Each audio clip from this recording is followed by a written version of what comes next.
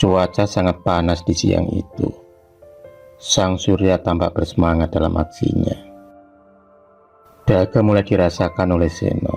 Bocah berusia 10 tahun itu harus berjalan tertatih-tatih untuk sampai di rumah neneknya. Nek Iro, satu-satunya keluarga yang dimilikinya saat ini. Ayah dan ibunya sudah lama meninggal.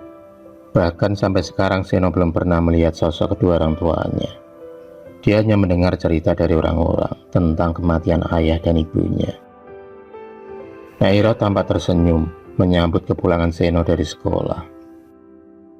Rumah dari bilik bambu itu adalah saksi kesedihan Seno. Kesedihannya bukan berasal dari sikap Nairo, melainkan takdir yang Tuhan berikan kepadanya.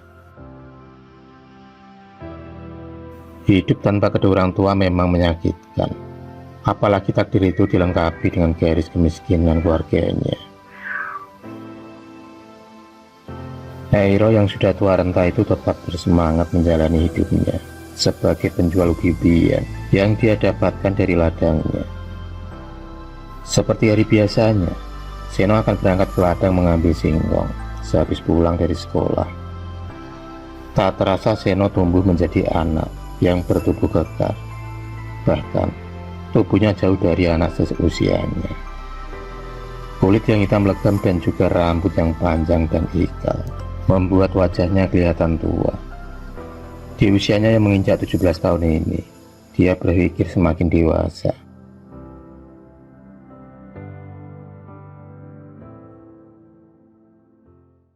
Sore itu dia melamun di bawah pohon jambu di pinggir sawah. Otaknya menerawang jauh tentang kisahnya 10 tahun yang lalu, yang mana kata almarhum Pak Kardi, sebetulnya ayah dan ibunya mati dan penyebabnya tak lain adalah ingin membunuh Seno yang waktu itu masih bayi. Tapi karena gagal, akhirnya mereka memutuskan untuk bunuh diri. Dan sampai saat ini, Seno masih bertanya-tanya, kenapa kedua orang tuanya ingin membunuhnya. Rasa penasaran itu pun akhirnya terhenti sampai di situ saja, karena Pak Kardi sudah meninggal 10 tahun yang lalu, tepatnya sehabis menceritakan masa lalu Seno. Kini Seno merasa sudah dewasa. Dia berat mencari tahu hal tersebut dari neneknya, karena Nairo juga tahu masa lalunya yang pahit.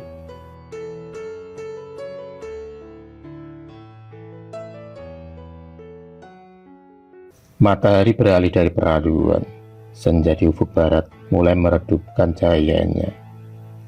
Seno kemudian memutuskan untuk pulang. Bagaimanapun juga dia tak tega meninggalkan neneknya sendirian di rumah. Sepanjang jalan, Seno terus memikirkan nasibnya yang buruk. Sambil memainkan ranting kecil, Seno tiba-tiba mendengar kata-kata, "Semua baru dimulai." Suara itu menggema yang membuat bulu kudunya merinding. Seno kemudian mempercepat langkahnya, dan betapa terkejutnya dia saat membuka pintu. Nairo sudah menunggunya di balik pintu dengan tatapan yang lebih menyeramkan dari biasanya. Tapi neneknya itu hanya diam saja tanpa memberikan penjelasan. Saat Seno mau ke dapur, tiba-tiba dia mendengar, "Hadirnya dirimu di sini akan membawa petaka bagi seluruh umat manusia." Nairo berkata dengan mata yang penuh kemarahan. Bak pedang yang menusuk. Kalimat dari mulut Nairo membuat sakit hati Seno. Tanpa alasan yang jelas, Nairo mengambil sebuah pisau dari dapur, lalu berusaha menancapkannya ke tubuh Seno. Tapi siasat itu gagal. Seno mampu menghindar, dan tubuh Nairo jatuh tersungkur. Air matanya turun di pipi, tangisannya pun pecah saat mengucapkan kalimat perpisahan. "Selamat tinggal, Nek." Tangan kanan Nairo mengambil pisau belati, lalu melemparkannya ke arah Seno untuk terakhir kalinya. Tapi untungnya Seno bisa menghindar dan menjauh dari rumah itu.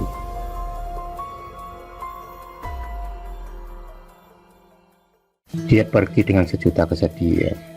Di sepanjang perjalanan, Seno pun bertanya-tanya, apa yang sebenarnya terjadi? Mengapa kedua orang tuanya ingin membunuhnya? Apa yang sudah dia lakukan pada mereka? Mereka membencinya. Mereka membenci kelahirannya. Padahal kalau Seno dapat memilih, dia tak ingin dilahirkan ke dunia. Berjuta pertanyaan pun berkecamuk dalam hatinya. Tapi rasa sakit itu sirna setelah dia mendapat firasat buruk tentang neneknya. Nyai Iro seolah didatangi makhluk menyeramkan yang bertubuh tinggi besar. Dia kemudian bergegas memutar balik langkahnya menuju ke rumah yang beranyaman bambu milik Nyai Iro. Meski sikap neneknya itu kasar, tapi dia merasa berutang budi karena sudah mau merawatnya. Sesampainya di depan pintu, Seno berteriak memanggil neneknya. Nyai Iro tampak terlihat tergeletak di ruang tamu. Di tubuhnya terdapat bekas cambukan dan cakaran yang begitu banyak. Kedua telapak tangannya bolong, dan di belakang tangan dan kakinya terdapat luka bakar yang cukup serius. Tak hanya itu, tepat di bawah Nyai Iro terdapat lingkaran dengan tulisan aneh berwarna merah.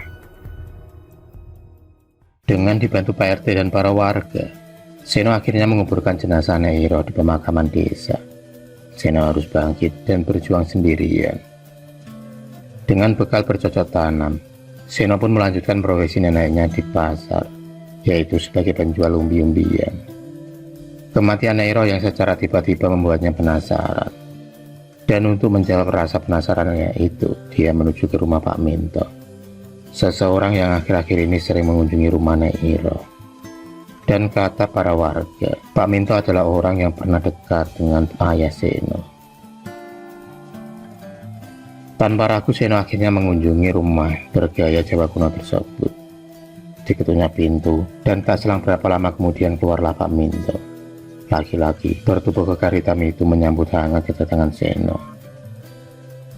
Tanpa basa-basi, Seno mengutarakan rasa ingin tahunya tentang asal-usul kematian keluarganya. Dan dari situlah kemudian Pak Minto menceritakan kalau ternyata dulu ayah Seno adalah seorang dukun.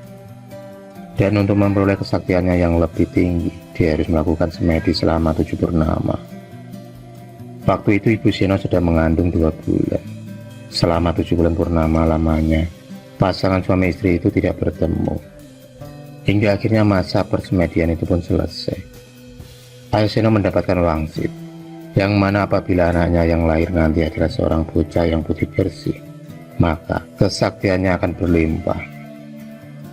Tapi jika yang lahir adalah bocah berkulit hitam dengan tulisan aneh berwarna merah di punggungnya, maka usaha ayah Seno pun sia-sia.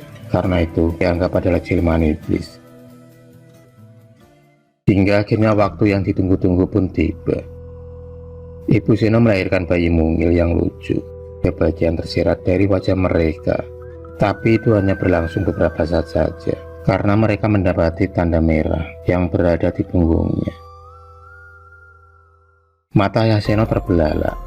Semedi yang dilakukan selama ini sia-sia.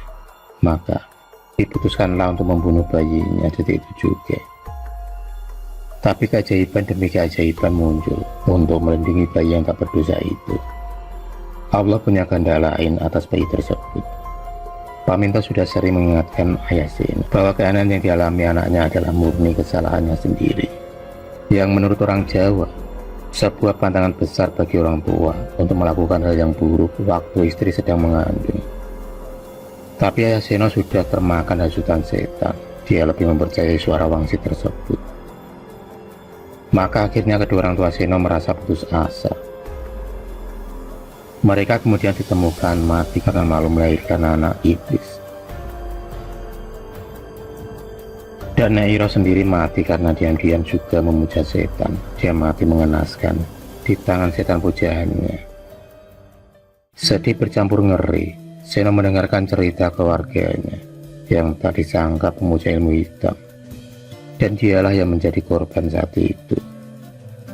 Setelah pertemuan itu, Seno pun diangkat anak oleh Pak Minto. Kehidupannya kini berubah lebih baik, karena dia dibekali ilmu agama dan dimasukkan ke dalam pondok pesantren.